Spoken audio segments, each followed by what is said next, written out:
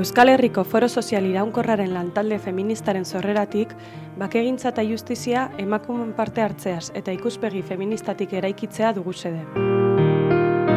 Orain aurrera pausu bat eman eta justiziafeminista.eus webgunea sortu dugu. Webgunea 3 bloketan banatzen da.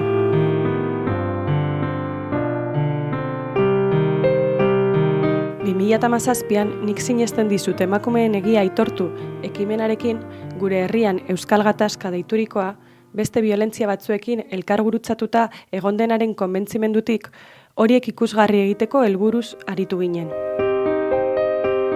Pido a la sociedad que se nos trate como personas adultas, que nos escuchen y que cuenten con nosotras y nuestras experiencias para ayudar a las que vengan por detrás. La cicatriz se convierte en una ocasión para enfrentarnos al duelo. Nos han hecho culpables de tanto que aunque los hechos estén fuera de nuestro control, nos seguimos sintiendo culpables. Ahora me creo en mí y creo en un grupo de personas, mis amigas. Amo la vida, amo mi pueblo y por eso sigo viva. Isiltasuna derrigorrezkoa denean violentoa da.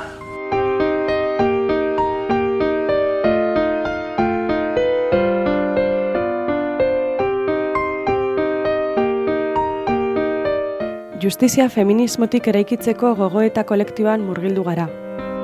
Bakea, elkarbizitza edo justizia hitz potoloak diren arren, txikitik eta behetik gorako logikan eraikiko ditugula.